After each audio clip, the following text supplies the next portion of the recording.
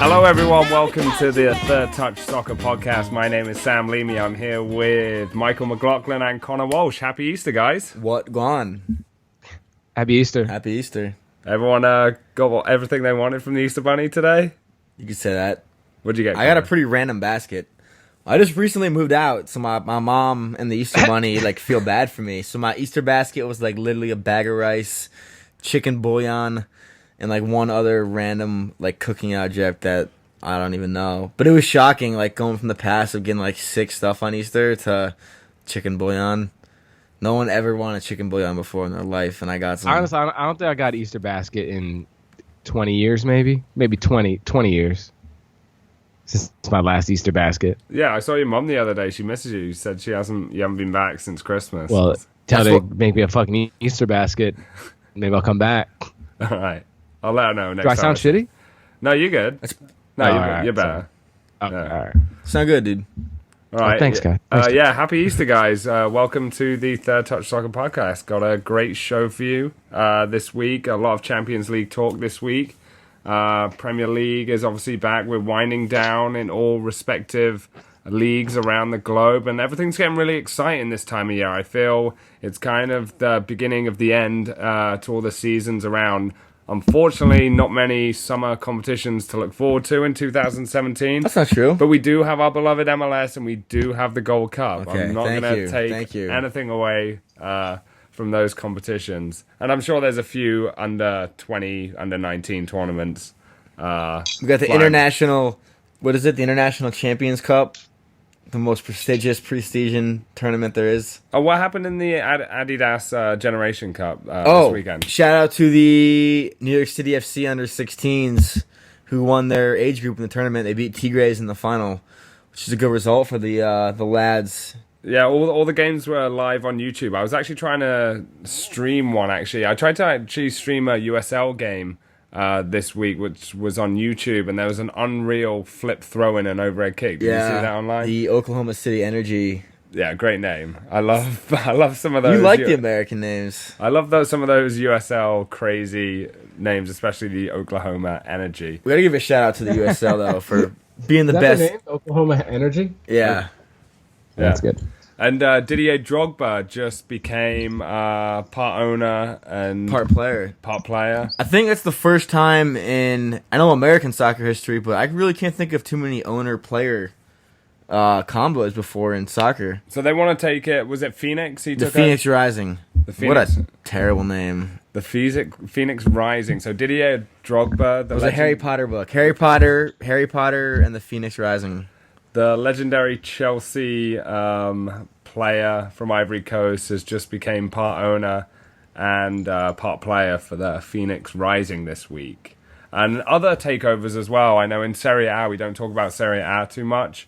A lot of Chinese investments coming into AC Milan and Inter Milan. AC Milan just sold to some Chinese investors which had to take a loan from an American bank because the Chinese banks couldn't lend them the money. And this weekend, they actually changed the time. It was 6:30 in the morning, our time, for AC Milan, Inter Milan, for the derby. And that 12:30 local, right? Yeah, 12:30 local. And that was to cater for the Chinese audience. And I think it was over 800 million viewers in China. It was interesting. I don't wake up for the game. Wait. 800? No, that's not right. 800 million people in China watched it? Is that what? Yo, the most watched Premier 2 billion people live in China. Dude, the most watched game in Premier League history was this game with this Chinese dude it was a team playing Man U. It was like Liverpool versus Man U or something. And I think Liverpool or something had a guy from China on the bench. And it was the most watched Premier League game in history because there was a Chinese dude and everyone in the whole country is tuned in. It's like Pulisic in Dortmund. The whole of America tune in. Yeah, it's like me and 20 other guys that talk to each other on a message board late at night. Did you see that one touch? Oh, that was good. That was a good touch, wasn't it? Fucking Dembele doesn't pass him the ball. But yeah, there's been some owner changes from Phoenix to China. But that's exciting new project for part of that Drogba. Time change potentially be in the derby just due to drinking. Well, limiting the drinking for fans. Well, they have that earlier in the day. Leicester City's Champions League this week was marred by a lot of supporter trouble in the city centres of Madrid because of alcohol. But yeah, you generally have... real quick, have to give a shout out to the Leicester fans out hitting the piss, something serious in Madrid.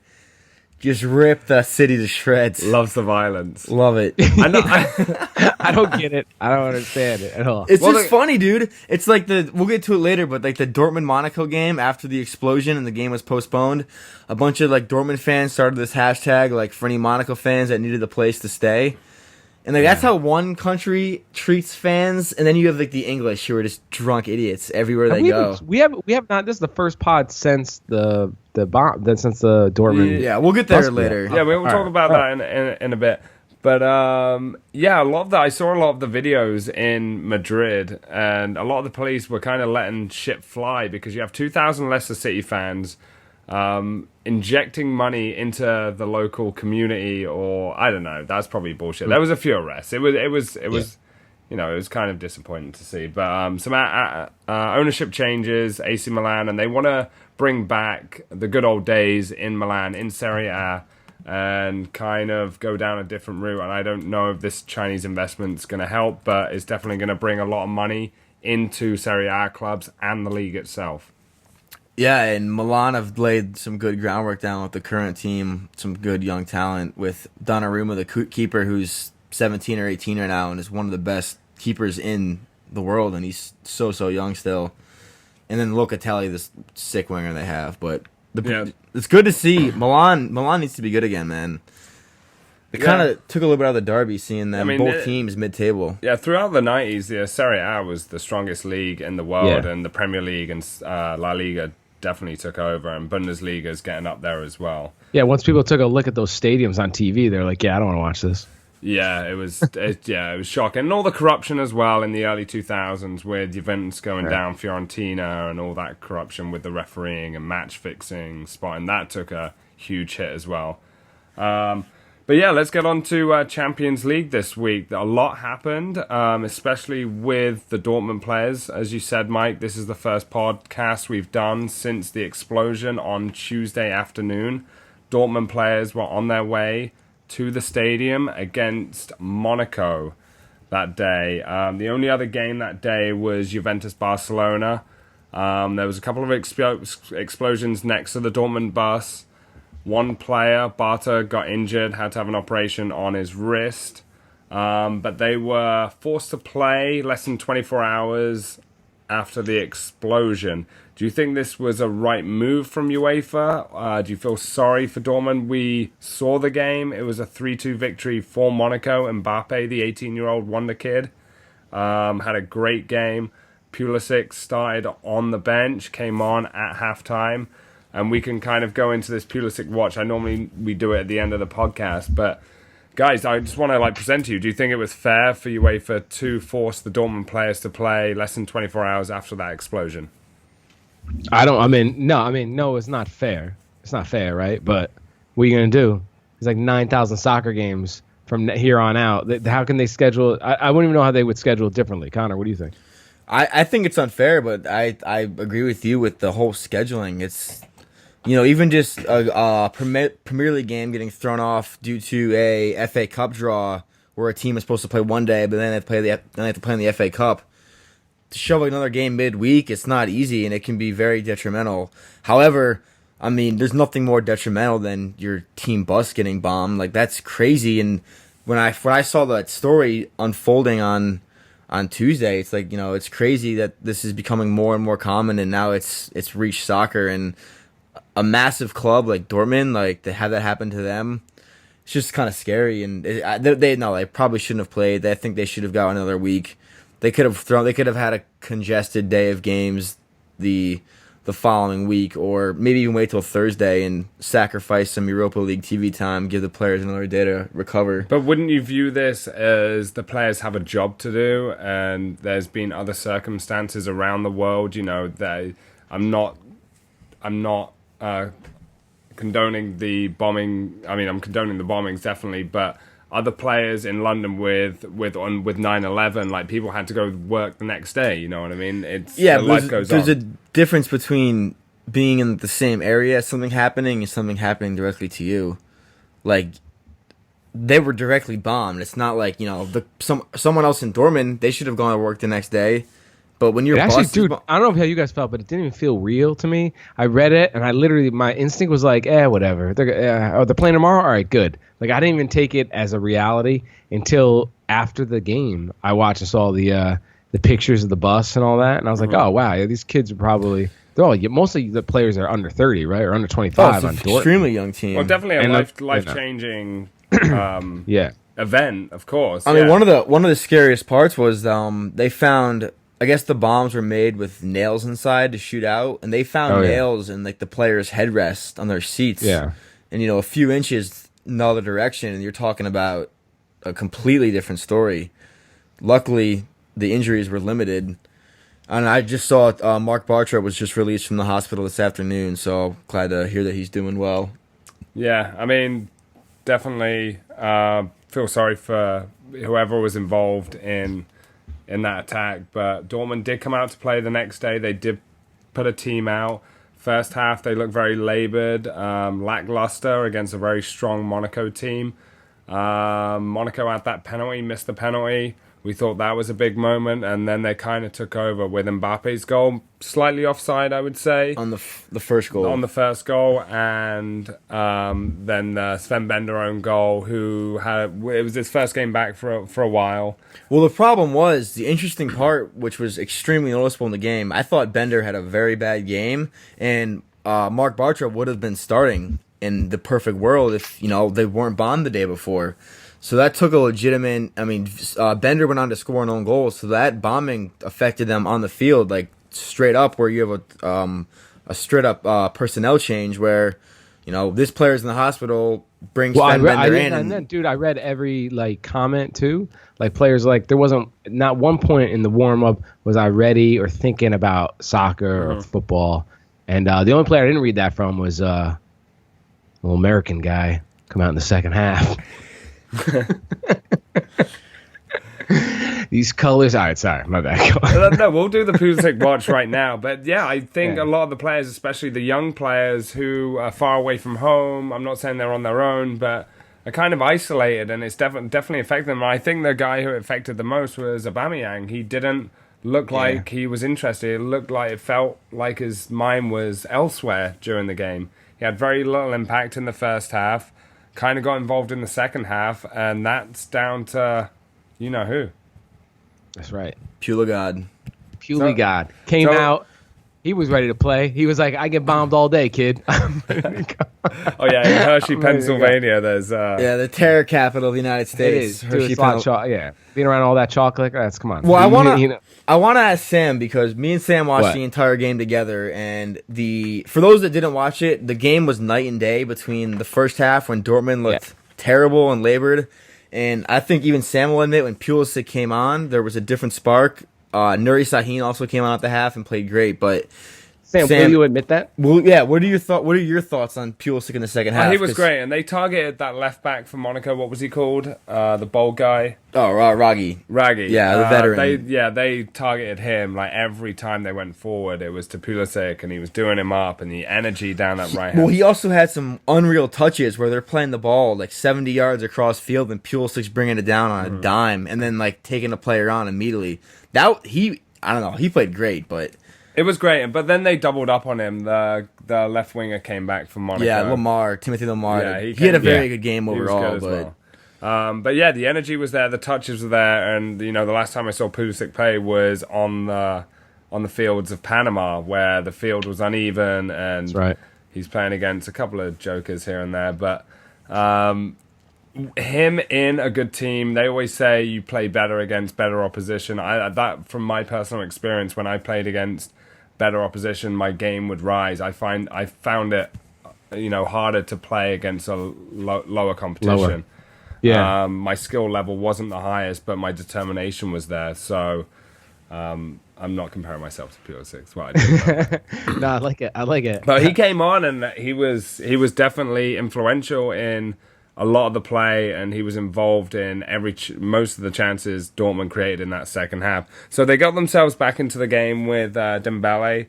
And then, 18-year-old kid So much composure. robbed the defender, threw on goal. He didn't rob the. I actually think that was part of the back pass and the defender both looked like. I think that was an effect of maybe just loss of concentration. Just reading the game as an 18-year-old kid, it's crazy. And the finish from the edge of the 18-yard box, it was very Henry-like, and he looks identical Thierry Henry. And it's pretty crazy. Like him coming in on the left, it's just. Yeah, I don't know. There's a lot of honor in there. He's a better 18-year-old than the one we got, but whatever. Ours is still good too, though.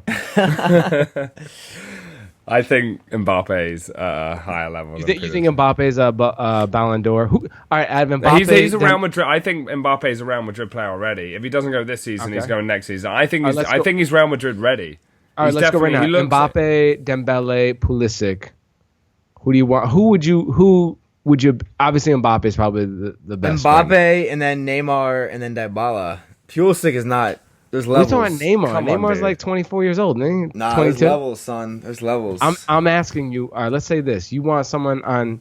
All right, whatever. I'm biased. I'm so biased for Pulisic. It's bizarre, but but if you want Mbappe, Dembele, or Pulisic on United next year, Mbappe for the rest of to have for 10 years. Mbappe all day. Dude, he's so legit. All day, every day. The thing is with Thierry Henry, he started out at Monaco. He was great at Monaco. He was at the level of Mbappe with him and Trezeguet, and they were causing upsets all over Europe, like Monaco are doing right now. But then Thierry Henry went to Juventus and kind of flopped, and then came to Arsenal for I think 10 million. Did they sign him for? It wasn't a massive lot. fee. And then it wasn't a massive fee. He was another level. And that finish was. He didn't even need to make the finish that difficult. Yeah, he didn't. He could have dribbled and beat the keeper 1-on-1, and then that was a great finish. I want to ask you guys because But Dortmund did come back, with they a goal, did. So. They did. Kagawa, the United reject. Is Monaco a team that is legitimately capable of winning the Champions League? Because to me, and they've become my little favorite team to go on a win. I just see so much team spirit and so much talent.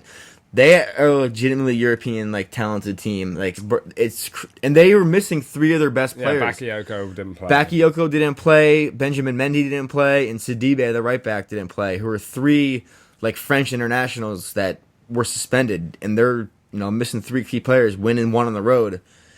I don't know. I'll say this. I watched Dortmund's game yesterday. And Royce looked really good. Yeah, he was back. That was his first game back, right? Yeah, it was his first game back. He's going to start this game. And with Dembele, Pulisic, everybody pushing. I think there's a shot that Dortmund could beat him by 2 we goals. re-listened to the predictions on the last. You obviously had Dortmund to win. They normally raise their game in the Champions League, which we discussed. Yeah. But Connor and I both have Monaco going through in this one. And do you think the tie's over with those 3 away goals that Monaco have scored, or... I don't think so because both the teams seem to eat both their back fours are suspect, and I do think that there'll be more goals if Dortmund's going to come out with Royce, Dembele, Pulisic as their top and Aubameyang in front of them. Come on, kid, we're going to get some goals. But Monaco's the highest scoring team in Europe. Yeah, they're going to get some goals too. I know they average over 3 goals per game at home. It's going to have to be Dortmund's going to have to score at least 3 goals to get. Okay. At least 3, probably 4. All right. I don't see it happening, but we'll move on to the next one. But yeah, Pulisic has to start. So the game on the Tuesday when Dortmund was supposed to play, another big defeat in the first leg for Barcelona, 3-0 against Juventus. I think all 3 of us had nothing else but a Barcelona win. If anyone can come back, Barcelona can definitely do it again. But another 3 goals have been shipped against an Italian side who are defensively stronger than a PSG side, I would say. Dybala, how do we say it? Dybala. The Argentinian, 23 years old, 6 caps for Argentina. Doesn't start for Argentina because the lights... irrelevant. It could be irrelevant, but he has that celebration like this. The mask. Mask on. The first finish was great. Cuadrado had acres of space on that right-hand side, but the way he played it in, Dybala it was world-class. Second goal, I know Barcelona had a few chances. What I wanted to know, ESPN on SportsCenter were reporting this game, and they mentioned that Neymar was suspended for 3 games because he got sent off in La Liga. The first highlight they showed, I was like, hang on a minute, Neymar played today. And the first highlight they showed was Neymar running down the wing. Wait, where did it say it? In the scroll at the bottom? No, one of the reports is like, Neymar out for 3 games. He's going to miss El Clasico next week as well. And the first highlight was Neymar running down the wings, tracking back. That's because their reporters don't. I mean, I did watch SportsCenter this week, and they just shout at each other from across the studio. No, they like dance and shit. They think they're like doing some late night comedy show. ESPN has completely lost the plot. Yeah, I'm exposing ESPN. Like, we're the Third Touch podcast. We're so irrelevant, and I know we don't cover every sport. It sucks. I don't need to see your whole body too. I don't need to see what shoes you're wearing. Sit behind a desk. None of you are as good as Craig Kilborn and Keith Olbermann, or Dan Patrick, or Dan. Dan Mike Patrick's Tirico, the biggest OG. He's still there. Okay, if ESPN offered you a contract right now, would you sign it? They were like, Mike, whatever, probably. And Bill Simmons, he's the man too. I like Bill Simmons too. All right, okay, so Juventus 3, Barcelona 0. Another 3 goals. Suarez, Neymar off the pace this game. I liked how when Chiellini scored from that corner, Suarez was actually marking him. That was his man, and he was also the guy who, the infamous bite in the 2014 World Cup. So he kind of ran away from Chiellini, and he just had pretty much a free header, bottom corner. But a great game from Juventus, and worrying signs for Barcelona. Definitely defensively, Sergio Busquets didn't play this game. But that's a good thing for Barcelona. Running through this back line for Barcelona, Roberto, Piqué, Umtiti, Matao, and Mascherano. Not the greatest, back line, and I think Piqué was probably the only world-class defender for Barcelona. Would you say? Umtiti could get there. Umtiti has a bright future. But why I wanted to talk to you guys about it, and I think one of the reasons, it's kind of an irrelevant position, but the loss of Dani Alves for Barcelona going to Juventus, and the influence for teams that generate so much attacking prowess down the wings. With Dani Alves last number of years for Barcelona, him going to Juventus now and dominating Barcelona. And I feel like with Marcelo at Real Madrid, once they lose him to somewhere, I think he's going to maybe go towards the end of his career. Mm-hmm. The importance of those kind of players for the big teams is so vital, and they kind of travel under the radar for most of the time. I want to talk to you about wing-backs in general. I couldn't agree more, and Dani Alves is as good as a wing-back as there has probably ever been. And with Barcelona's style of play, it is so crucial for your outside backs to be involved and to be effective. And Dani Alves is more or less like a center mid, man. I think Dani Alves is the best outside back I've ever seen. Well, you can go back in history for the last 10 years with the big clubs like the Ashley Coles, the Patrice Evras, Gary Neville's. It's so crucial. It's so crucial. If your outside backs can't contribute offensively, your team is not going to be in a... Yeah, but can I ask you guys a question? What is the personal motivation from these guys? Marcelo, Dani Alves, these guys could easily play on the wing. Why do they allow? Because they transform a team, bro. They transform a team. I know, but it's got to hurt. Bale was going to... Remember Bale was going to be a left back? Bale was always going to be a left back. He'd probably be the Bale was a left back. If he was just a left back now, he'd be the best left back in the world, probably. Him and Marcelo. I just don't think he could... I just don't think he could defend that well. People like Dani Alves... Can defend. I don't think Gareth Bale was a defender. Don't you think there's something to that? Like why Dani Alves just chose, I'll play right back and I'll push up all the time and I'll be on this great team. But doesn't a winger? No, I'm saying doesn't a winger make more money and get a little bit more publicity in the long run? Possibly could you play striker at some point? But from a coach's point of view, like if you have the likes of Dani Alves and Marcelo with that pretty much unlimited energy running up and down the wing. I remember a guy for Roma called Cafu, Brazilian guy. A doctor did a medical on him, and they were freaked out by why. No, honestly, why? It's like the Secretariat Medical. His heart is 3 times larger. Yeah, just like, well, how are you this fit? Like, he was super fit. No, And they're okay. not always the tallest guys. Like, Gareth Bale's like over 6 foot. You know, Yeah. imagine a 6 foot plus guy running up and down the wing tirelessly as a left back. It's not that right fit. But you have a guy like Marcelo and Dani Alves, shorter guys, just like, you know, running up and down the wing. That was me back in the day. Me and my boys in college always like joked about. By the way, Sam has compared himself to was it Pulisic and Dani Alves? I think I'm more of a Gary Neville. Like, I was never like that great. I just worked hard. you're more of a Titus Bramble. I love Titus Bramble. Yeah, I follow him on Twitter. I sucks. tweet him all the time.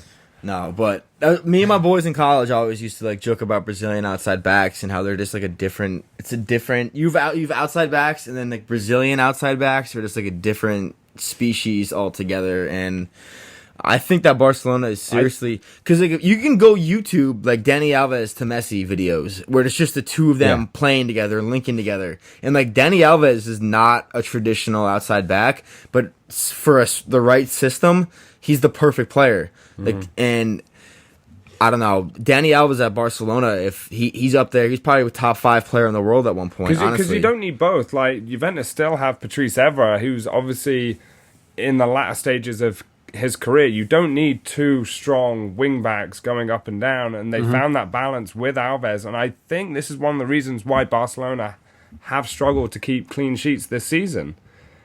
Because they can't focus on a certain side when Dani Alves was there and take that attention away. And he was great at defending as well. He just gave in a tireless performance game after game. Question answered. Thanks, guys. But yeah, you see Barcelona coming back from this one. I mean, if any team can, If any Barcelona team can, yeah, Barca's going to be the one. I mean, they're gonna make it close. I know that. We'll see what happens. I don't know. I kind of have to. I feel like the Italian style of defending will prevail. I just don't see it happening twice. The whole PSG comeback. I know it's one less goal, but happening twice in the same. You know, we're only in the quarterfinals. How much gas do they have left in the tank for Europe? It is, but with Suarez, Messi, and Neymar, like that's there's always a chance. I would say, right? Yeah, of course. Yeah, I'm Barcelona have 3 world-class attacking players, and they're capable of scoring goals at any time. Gibble just like flopping around. Yeah, but getting up. That's what's gonna happen. There's gonna be they're gonna be up 1-0. There's gonna be up a weird penalty, and then it's gonna be on. Well, there was a fan at the end of the game. He was just like 5-1. Yeah, 5-3, sick, dude. yeah. Sick, dude. You won a game. But moving on, we got to touch base on the last 2 games. Well, there was 3 games on the Wednesday. The Dortmund game we just talked about. But Atletico Madrid at home to Leicester City. We'll touch base on this one. 1-0, a Griezmann penalty. Kind of controversial penalty, I thought. Robert Huth is going to miss the second leg with that yellow card in the 58th minute there for Leicester City. But not the worst result for Leicester, even though they didn't score. They're going to take it back to the King Power Stadium. Leicester, I think the tie is extremely balanced at this point, and I would say it's job well done once again in Spain. I mean, we saw what happened after the job well Sevilla. done by the supporters and the players, right? Yeah, the players and the supporters both hit the piss. It was great. No, but that's the job well done. Second round in a row where they've left Spain just down 1-0 and see what they can do. But no away at goal. home. They got the away goal from That Vardy is true. last That is time. true. But So just that not scoring, they have to, make sure they don't concede in the second leg. But is Griezmann overrated? Do you think? And I saw he was partnered by Torres. They play very similar styles, Leicester and Atletico Madrid. Atletico Madrid went for a straight 4-4-2, which is more of a traditional formation. But Torres looked leggy up front. I thought he didn't look like he was feeding off Griezmann that well. I was more concentrating on the other game that day, Bayern Munich, Real Madrid. But do you think Griezmann's overrated? If those are the games he should be racking up some goals. No, he scored, didn't he? I just don't know. What do you? He has 15 goals and 30 appearances in the league this year. He has, you just got soccer, bro. He has Okay. 5 goals in 9 games in the Champions League. That's more actually than Mbappe. He's only got 4 goals. Mbappe. And I that's think he had a little more high. highlight reel stuff last year, and you're probably just thinking of like you're not seeing as much as one this year. So I don't know. He just that's- looks like this pretty boy who just like kind of pokes a goal in here and there. Overall, Griezmann has 24 goals and 44 appearances across all comps. I think he's doing all right. Great, Jamie Vardy got that last season. Yeah, and sick more. dude. All right, He's a drunk. and the last got nice hair. and the last game. Well, Leicester got a good draw at Crystal Palace. Something Arsenal couldn't do last week. Yeah, sick dude. But last game, Bayern Munich at home to Real Madrid. I thought Bayern Munich would cause an upset here. No Lewandowski shoulder injury. I thought that was a big loss before the tie. But looking at that Bayern Munich team, it looked very aged. I'm not too sure their average age, but going through it, I think it was about 30. 30? Yeah, it was. And Thomas. I mean, Müller, they look killer against Dortmund on the Saturday before. Yeah, I mean, Thomas Müller, who seems like he's been around for decades, was one of the youngest players on the team. You know, they had Robin, who's 33, Ribery, who's 34, Alonso, 35. Vidal's even 29. He's not the youngest. I mean, he's kind of in his prime right now. Javi Martinez, he looked like the oldest guy out there with his two yellow cards. I don't think it. Yeah, I watched the game. Ronaldo played well. Real Madrid had the right game plan, I thought, and they got a vital away win there in Munich. So it was 2-1 to Real Madrid. Ronaldo brace. Getting his 100th goal in European competitions too. Yeah, I mean he's still world class, right, Mike? What, Ronaldo? Yeah, he's all right. He's all right. No, yeah, he's awesome. I'm a Bale guy, but yeah, no, Ronaldo. I saw the game of Ronaldo. That was one of the. He looked really good. He looked quick. He looked, fast on the ball. He looked good. Yeah, I mean, I don't know why Renato Sanchez didn't play that. I didn't know why they brought some youth into that starting lineup. But I know Lewandowski's going to be back for the second leg. But I feel like this ties more over than the Barcelona game, even though there's only a 1-goal difference. I do too. In this yeah, one, yeah. Which is weird. I just can't see Bayern Munich turning over. But Lewandowski, he's an absolute game changer for Bayern Munich. Definitely, he is someone who can finish with any chance that comes his way. But yeah, that wraps up the Champions League. You guys just want to go through and see what we think's gonna go through? I want to take a little break. I know we have to order some Yeah, pizza. that's actually true. Me and Sam have to order a pizza. Oh, cool, guys. So we're gonna take our first official break in the Third Touch history. Yeah, we never take breaks. Well, it's just a pause for the people listening. Yeah, well they'll know. Can we enter like a fake sponsor? All right, yeah. We can do that. All right. Okay. Yeah, Sam, lead us out. Say, or we could just enter Sean's comments about soccer here. We'll do that. Yeah, can I bring this up actually? Yeah. Real quick. Well, actually, no, I don't want to do that because I got a whole thing. No, save that. Well, you guys order pizza. Let's take a break. Okay. All right. Okay, we'll be back shortly, guys. Bye. I've been asked my opinion about the game of soccer, and my opinion is pretty easy. It sucks. You got nothing but a bunch of teams. You don't know who the hell they are. I think Samsung's good, and I think AIG is pretty good. You got a bunch of lunatic fans that sing songs for 90 minutes and then cheer teams that don't score any goals. And it ends in ties and points. We have points in America. It's for NASCAR. And you know what? Fuck NASCAR. And fuck soccer. All right, welcome back, guys, to the Third Touch Soccer Podcast. We're still here. My name is Sam Leamy. I'm here with Michael McLaughlin and Connor Walsh. We ordered our pizza. It's on its way. Champions League is done. But I wanted to talk to you, Mike, about Pulisic and his hairy chest. No, we were talking. I was like, Pulisic looks like an old Ryan Giggs. You know he's going to develop into that kind of like evolution status. That's how he's going to go. He has like you texted me the other day. You go, he's got a hairy chest. I'm like, what? I don't know what you're talking about. The question is, I know Socrates on that team has a hairy chest because it comes out of his shirt. How hairy? My question is to you: how hairy is Pulisic's chest going to be in the next 5 years? I Is it hairy? How do you know his chest The is question hairy? is the potential. How potentially hairy will it ever reach? I don't know. I don't know. Are Croatians hairy? I don't. I mean, Croatian He's descendants. American, Mike. He's not Croatian. That's He's right. American. Excuse me. And Americans, goddamn right, we're hairy. He's gonna be hairy as fuck. No, I don't, dude. He doesn't look like the hairy. He looks like a regular hairy guy to me. Yeah, but Probably no one shaved. knew Ryan Giggs was hairy except for like the zhuzhes he was smashing until he ripped his shirt off against Arsenal in the FA Cup semifinal. Like no one knew he was hairy. And everybody was like in shock. They didn't know anything. I can't wait to see Pulisic's chest. Right, Oh it's my gonna be very. gosh. And I just want to touch base on Juventus's team actually, and we've talked about like the potential of Barcelona coming back from this, but I think their team's more stacked than PSG. They have Higuain, Mandzukic, Dybala, Cuadrado, Sami Khedira. Pjanic. He's the boy.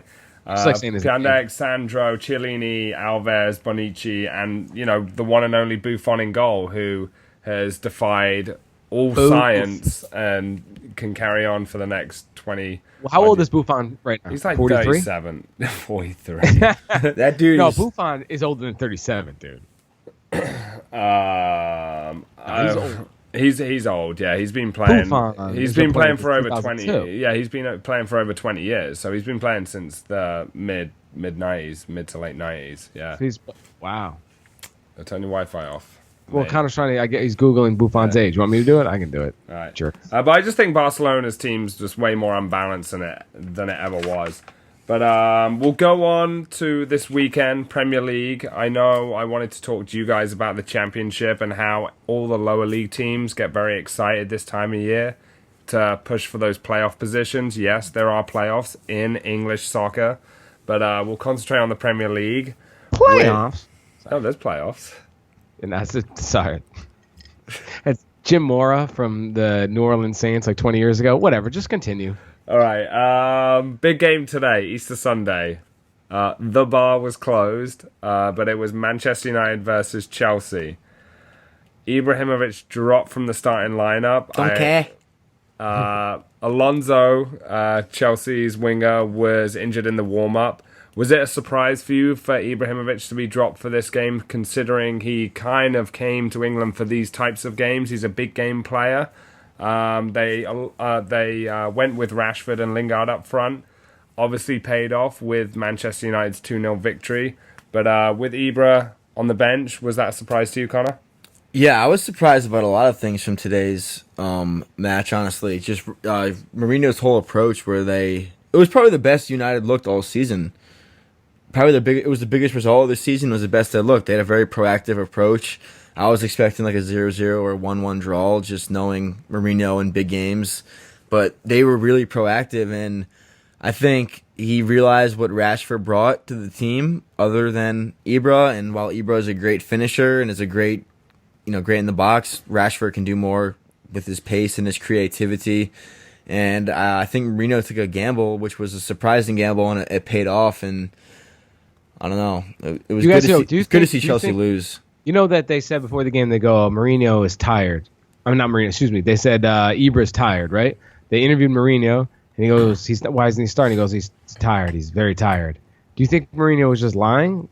Because he thought this was a better tactical... No, I think he went with the Ibrahimovic tactic at the beginning of the season at Stamford Bridge for the league and the cup, and it FA Cup final, yeah. And it didn't pay off then. It was more of a one-dimensional attacking threat by Manchester United, and Luiz and Cahill can mop up balls in the air all day. So I think Mourinho went for a different approach with balls on the ground. In the cup game, Phil Jones was trying to man-mark Hazard. Today it was Herrera, who did an excellent job in just putting his foot in. Herrera, the one that played the ball to Rashford? Yes, he was. That sort of curl. That was a nice ball. Yeah. I mean, he's been one of Manchester United's most consistent performers all season. He really has. Yeah. And he was the standout performer in this game. But, Sam, that wasn't my question. My question was, do you think Mourinho lied? Not lied, but, sort of said, yeah, he's tired, that's why he's not playing, just to excuse his lineup call so that if it backfired he had something. Maybe. I mean, they just played on Thursday. I know you call Ibrahimovic the freak, and he has this endless energy and can play until he's 38, 39, 40 at the top level. He put in a good shift at Anderlecht. He played 90 minutes. I mean, he did play the last 10 minutes, but there is a return leg. No, I think tactically he just wanted to go for a different approach. I think with long balls up to Ibrahimovic, like I said, Luiz and Cahill would have won most of the headers with long balls up to him. I would say that's the best United looked in since Alex Ferguson for a big game. That's what I heard. It was okay. It was a good shift by players that were called in, with Darmian being called back. I mean, Luke Shaw obviously hasn't hit the right notes for Mourinho yet. But with Rashford scoring in the last 2 games, his chemistry with Lingard I thought was excellent today. I thought they just kept Chelsea very quiet today, and Hazard was not a threat. And this is a guy who is probably going to win PFA Player of the Year. And for someone who was, what's the right word I'm looking for, like ineffective today, he was very ineffective. Hazard, they didn't have a shot on target. And this was the first game Chelsea haven't had a shot on target since 2007. So that's saying a lot with what Manchester United did today. It's almost like Mourinho's style at its peak, where you're defending well, like literally not a shot on target, but then still going out and scoring goals. And it was just interesting to me that Mourinho would be so proactive against, a team like Chelsea coming to Old Trafford.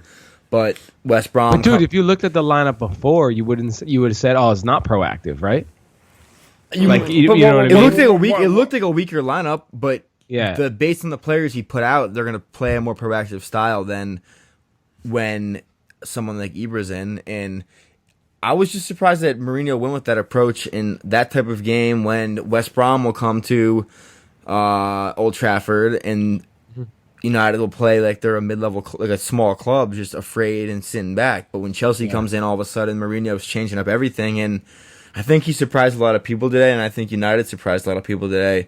And if anything, it keeps the title race a little more interesting, with Spurs now only 4 points back. What was that? I mean, Spurs won on the early game on Saturday, 4-0 winners 4-0. Against Bournemouth. Harry Kane joins the club of only 4 Premiership players that have scored 20-plus goals for 3 seasons in a row. He joins the likes of Alan Shearer, Thierry Henry, and Ruud van Nistelrooy. So that's saying a lot, especially with Harry Kane missing a few games this season through injury. But he's back, he's firing on all cylinders, and Tottenham are definitely keeping the pressure up. And what the media does right now, as soon as, there's a glimmer of hope in a title race. I mean, I still think the title race is over, but any glimmer of hope, the media are just all over it, and they get very excited. They want to get excited about it. I think it's, Chelsea... Well, they also, one of my buddies, who's actually here in studio with us right now, brought up a point to me earlier that was really interesting. They get all about the season's over narrative too, but now all of a sudden the season's back on.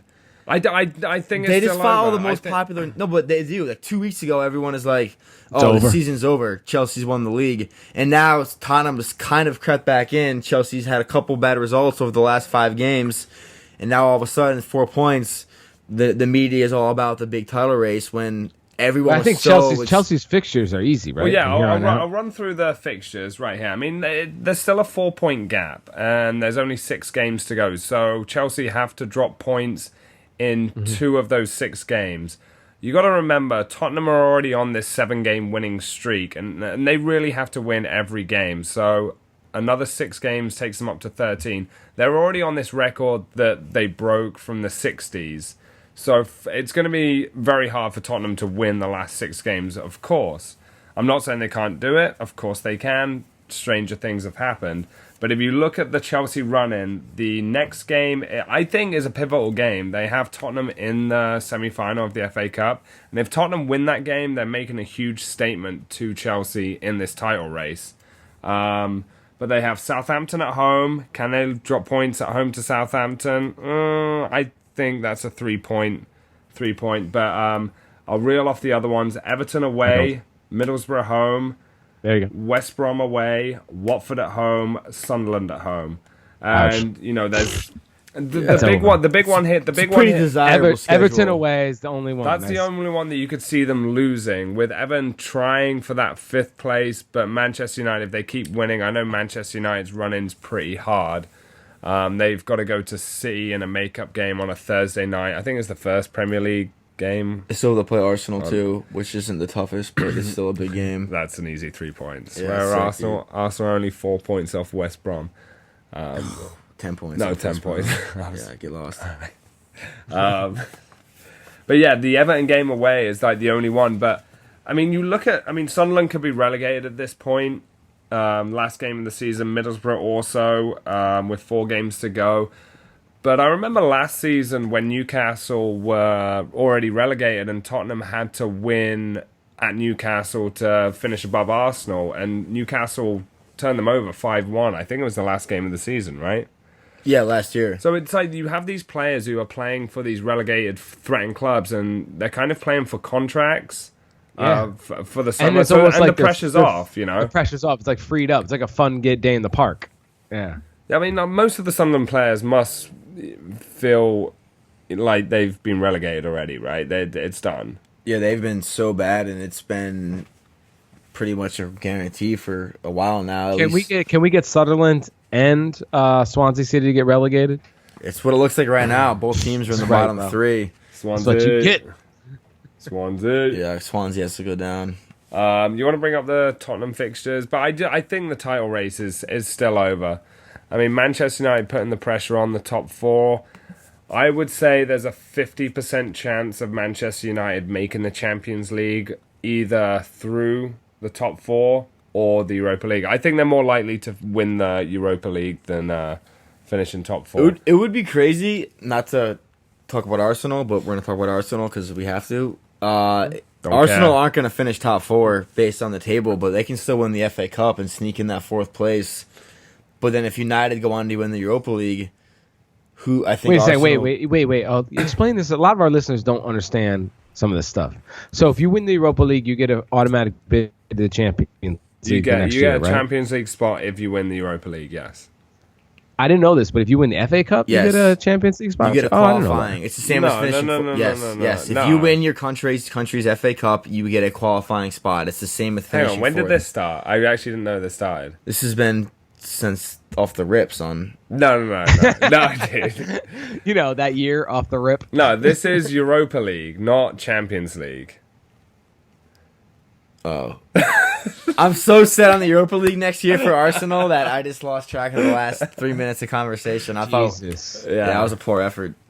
Yeah, Arsenal suck, dude. Get them out. When it comes weird, make Europe great again. Get Arsenal out. When it comes weird, I remember when Liverpool won the Champions League one year and they didn't finish in the top 4 of the Premier League, and the winners of the Champions League didn't automatically qualify for the Champions League. So they rewrote the rules. They were like, well, you have to have the chance to defend your trophy.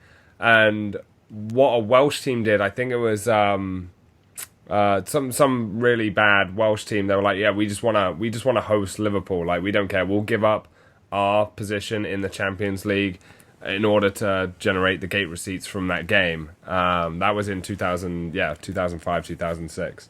They should have it now. If you make the final of the Champions League, you're automatically into the next year's Champions League.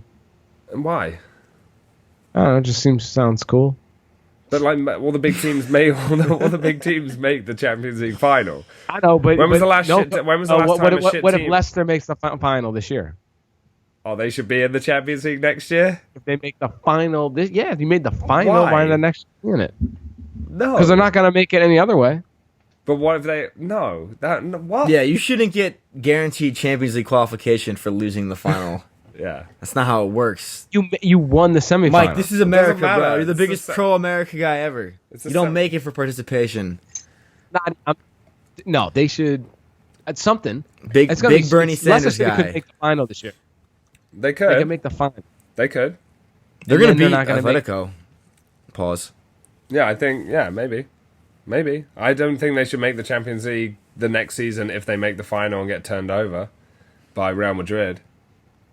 I mean, there's a chance. So if they get through Atletico, they could play Monaco and just stack it and just block them out, and then you know what I mean. I don't know. Then get through and get to the final.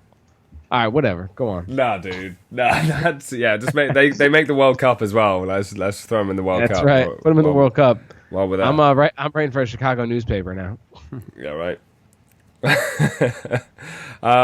Yes, and the MLS is back. Week 6, right? Week 7. Week 7. I apologize to all you MLS listeners out there.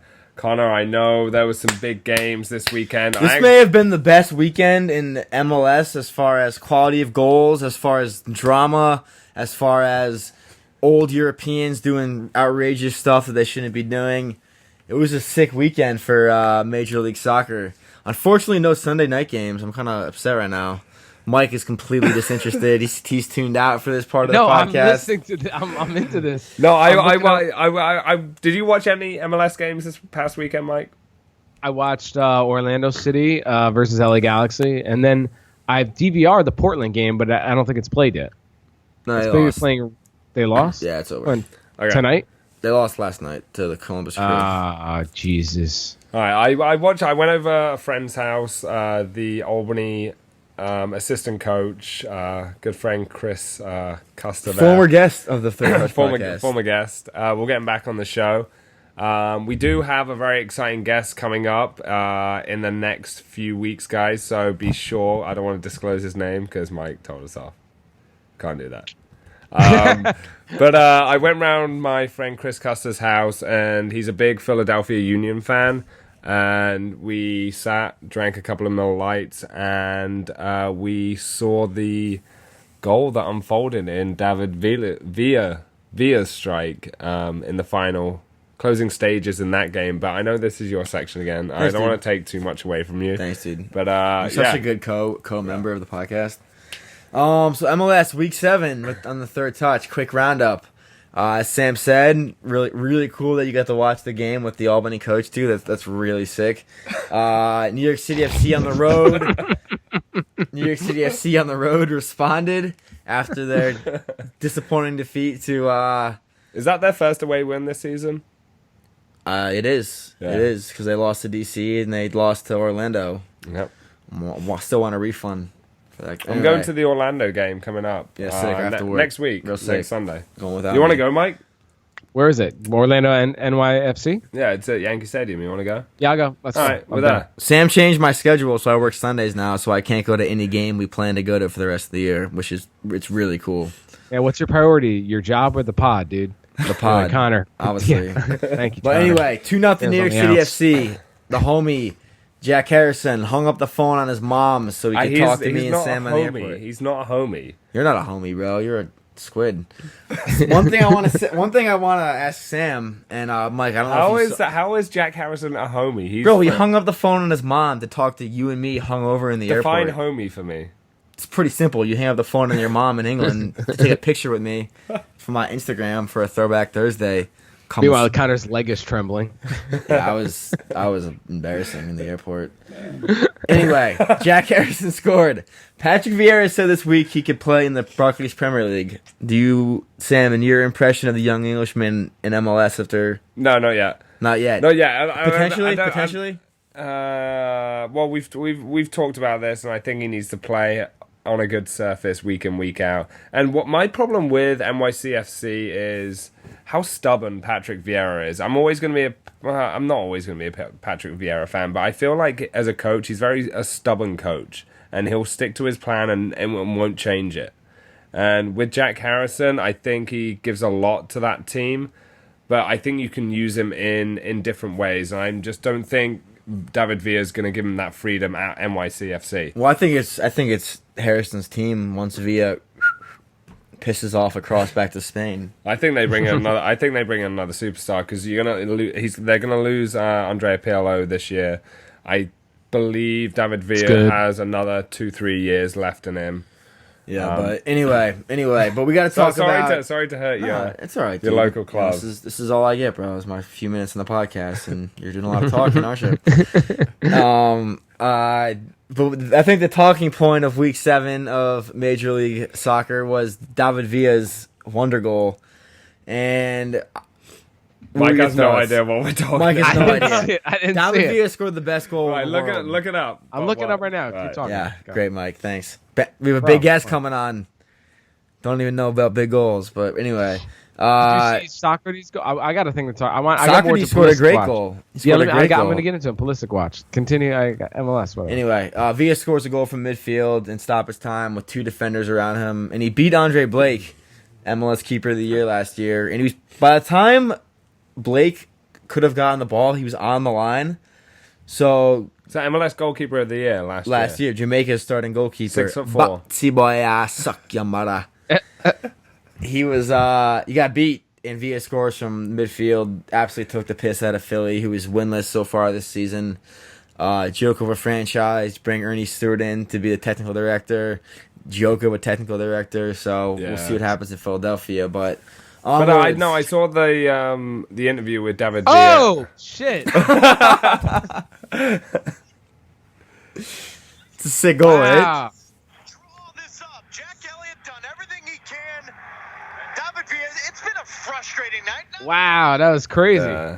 that was great. Yo, check this goal out, fans. So he said that was the 90th minute. He just said he was too tired to run anymore, and the way the goalkeeper was pretty much on his line, and he still jumped, and it was just he couldn't have placed it any better. It's the angle that it came down. It's almost it's weird how. It's and the like way he hits it on the bounce, side foot, the way he's controlled that ball. Yeah, it was impressive. A very impressive goal. But on to the other side of the other side of the border, other side of the continent. We have the Cascadia rivalry. Vancouver 2-1 over Seattle. Freddie Montero brace against his former team. Left Seattle to go to China. Acquired some currency. Flew back over because he was tired of living in China and getting shoved in a subway every day of the week. What's the yen to the dollar right now? I don't know. I thought that was Japan where they shove you into the subway. Yes. Yeah, I don't care. So Montero brace. Vancouver beats Seattle 2-1. San Jose draws FC Dallas 1-1. Calvin Acosta, goal scorer for FC Dallas. And Dallas is still unbeaten. They've drawn a lot of games, but still unbeaten. Montreal gets their first win of the season. I guess you would call it an upset with the way Atlanta started. But 2-1 over Atlanta. Winner in the 93rd minute. Piatti back from injury on the score sheet with the penalty kick. Mike said you watched this. Orlando 2-1 over the Galaxy. Will Johnson golazo. MLS finalist last year for Toronto. Childhood friend of Michael Bradley. He's cheese, but whatever. Got his leg snapped in half playing for Portland. It's glass. But scored a golazo against the Galaxy. Alessandrini. Is it a Galaxy? Are they in trouble? Do you feel like this season? They're borderline. Borderline. They've pulled out a few good results. Alessandrini scored last week and they won, but they've always been the powerhouse since I've been here in the MLS. With the likes of David Beckham, Donovan, Robbie Keane, and Bruce Arena, and now they've pretty much lost all of those. They lost everything. They lost their core from manager through every big player. Dos Santos really needs to step up there, and they really need to acquire a good structure here, and young coach right now. But Kurtanolfo has had a rough start. It's a transition period, but it's gonna be interesting. It's gonna be interesting to see how the Galaxy respond, as I guess you would say a big club here in America. And there's a new LA team coming next year. It is. So there's gonna be competition, but if you look at a big club in Europe, they're gonna sack a manager after a bad start, and you have the biggest club in the United States starting horribly. Do they respond the same way? But Kyle Larin scores the winner in stoppage time in that game, 2-1. Canadian. And a question for us, for you guys, is Kyle Larin the best striker in the league? He's getting close. If he isn't, I don't know. I don't know. I mean, he's still young, right? How old is he? This is his third year in the league. His rookie season, he sent the you can't argue with his big game goals right now, and he's definitely a match winner for Orlando. And he's popping up, and he's. I just think that atmosphere in Orlando is special. It's amazing. It's kind of getting better with every game. I saw it on TV. It's crazy. I watched the game. It's crazy how good it is. It feels like. I don't know how many. What is their capacity? Is it 30,000? No, it's like 25. Something like that. It feels like 50. It really does. I will say, as far as watching any stadium, any atmosphere, it is the most European-esque. And it's great. Orlando.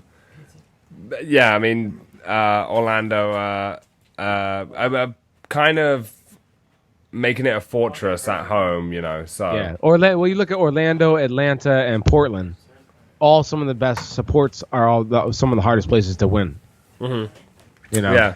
Yeah, there's definitely I'm just gonna wonder with the humidity in Orlando, how the energy of the fans, when it's really humid out and you're just dehydrated. And right now 3 beers. Yeah, and you're just swollen. Your hands are swollen. You're just sweating. It was 84, 85 degrees up here today, and I'm trying to wear a hoodie, and I'm just like dehydrated. Yeah. It was fine though. We played a bit of footy today, actually, up at the fields in the rain. The thunderstorm came in late in the afternoon. But did you got a couple of grown guys hitting the ball around? How was it? A couple guys touching balls. Well, we have serious about that. the local league, and I think we'll plug it. This is a sponsor. Premier Sixes USA is starting April 17th, which is tomorrow. Our own league, 6-a-side here in Albany, New York, at the St. Rose Fields. Set up the goals, marked out the fields. The rain came. We were just playing the wind, the rain. It was great. It was great. Yeah, Nice. It was sick. But back to the most least cared about league on the podcast, apparently. The MLS. I love the MLS. I'm not like saying. I do. I watch many games now. Go on. All right. Chicago Go on. continues their bright. I don't mean to order you around. My bad, Connor. No, you're good, buddy. Hold on. The pizza's here. I have to go give this guy money. I actually have to go as well. all right. I got a lady. Okay, Well, hang on. We got like 10 minutes of the podcast to go. So all right. She said take your time. Okay. All right. All right. Okay. Well, Connor's just gonna pay for the pizza, but My wallet was in my pocket the whole time. We're good to go. I'm back. All right, Chicago 3-0 over New England. Nikolic Brace, DP from Legia Warsaw. This guy gets goals. Can I just wait? It's just goals for days. Can I just Schweinsteiger on the score sheet. 3-0 over New England. New England sucks. 76% possession in the midfield. With this current midfield of Juninho, Daniel Johnson, Dax McCarty, and Bastian Schweinsteiger, we're looking at one of the best midfields in the league, and the team has been completely transformed.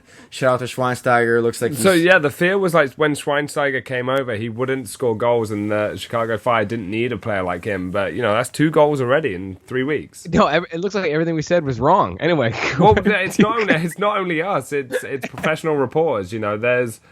There's people on SiriusXM that's saying the MLS don't need a Schweinsteiger, but I mean his first game was great. His passing. The range MLS doesn't need him, but the team Chicago individually, like they're performing better, so they might need him. I don't think the league as a whole needs Bastian Schweinsteiger. Continuing on. New York Red Bulls 2-0 over DC United. Can I just say, never order a pizza halfway through your podcast. Yeah, we suck. Bradley Wright Phillips among the goals for Red Bulls. Columbus 2-1 over Toronto.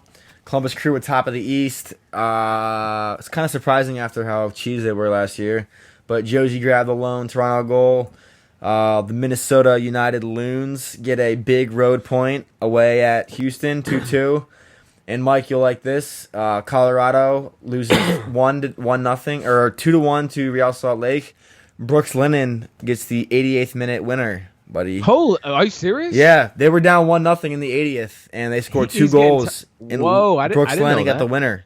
Yeah, so his lone spell is. But that's Landon Donovan's position that he's taken up. Fuck Brooks Lennon.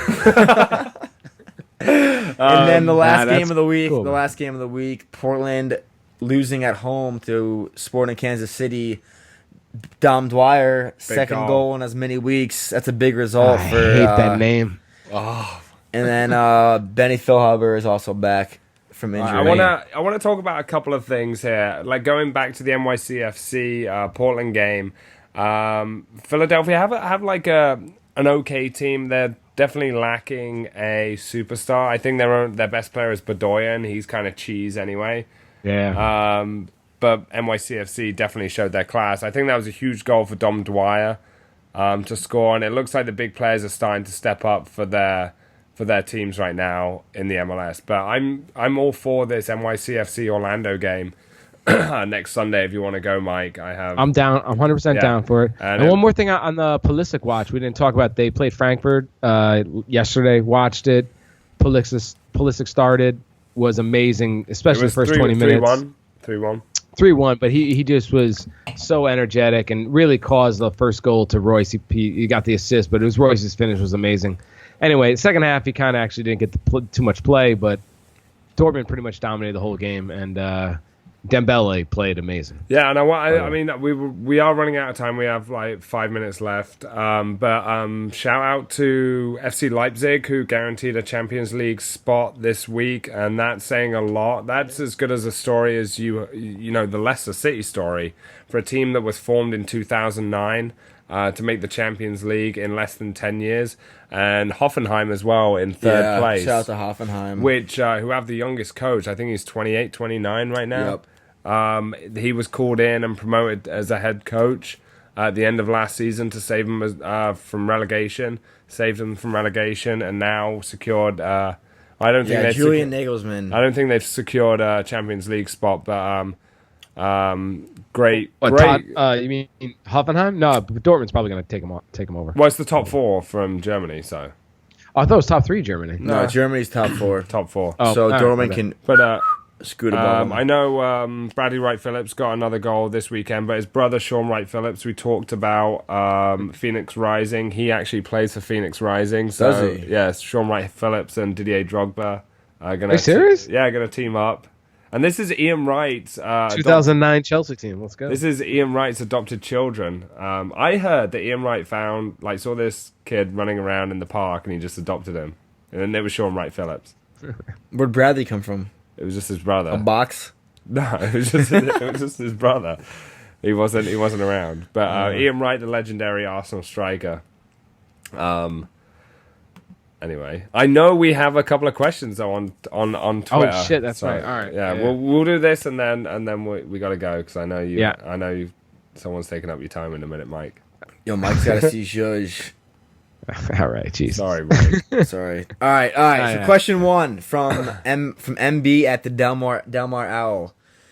He just wants to know about the concept of players signing pre-contracts with other teams during the last year of their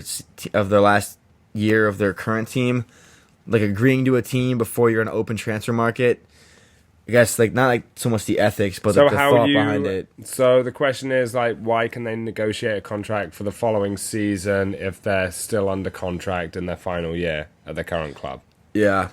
I guess that's how football works. I don't think it happens that often. You'd never really see a big player negotiating a contract and going for free because they don't want to upset the club that they're already in. You know, it's bad enough a player that's given a lot to the club and going on a free, even though as a club you've built that player up and he's given so much to the club. The last one I can really remember, like a free transfer, Sol Campbell comes to mind, who went from Tottenham to Arsenal. I mean, this has been going on for years and years and years. You don't really see it. But we saw the likes of Van Persie going at the end of his contract from Manchester United to Fenerbahce. And is that okay? Yeah, we paid 20-odd million to him. We won a title with him. He was top scorer for 2 seasons in a row. Oh, sick, dude. Yeah, sick. Van Persie wins the title for United. It's really cool, dude. All right. But I don't see anything wrong with it. I mean, yes, it's the last year of the contract, but unless I don't know. I guess I'm kind of mixed. I don't really have a problem with it. It's just a business. It's just a business. Yeah, it is just a business. You're right. Yeah, it is, and it's really this is all transpired from the Bosman ruling back in the early '90s when a player was under contract and he couldn't leave his club and he felt like a prisoner in his workplace. So you're a human being at the end of the day, and you should be able to freely move from job to job. And if you view it that way, I think it's okay. And if you're unhappy in one country, you should be allowed to move to another club or country. Yeah. One more question. One more question from Tim P at Timmy12. Timmy Turner. The question is, and he's using some of our lingo, is Benzema still zhuzhing bad girl Riri? And to translate that to our older listeners, is Karim Benzema still having sexual relations with Rihanna? And I cannot confirm or deny Benzema's sex life. He looks like a savage on Instagram, though, I will say. He's always out there with like foreign cars and foreign broads. You know, the best Snapchat thing I saw this week was Ricky Fowler and Smiley Kaufman and Jordan Spieth in Barbados after the Masters with their tops off, pissed drunk. I thought that was great. Yeah, but I don't really give a shit about Rihanna. I think Mbappe's just going to come into the Real Madrid team and just clean up. Do you think Mbappe will smash Rihanna? Yeah, actually, I don't think she's that great. Benzema's in trouble with the French national team. He doesn't play for them because of his... He has a copy of Valbuena's sex tape. Who's trying to watch a 5'3" dude have sex? Yeah, Connor likes to watch tall guys have sex only. He's like, "You 7 foot? Can I watch you fuck, bro?" Nice, thanks, guy.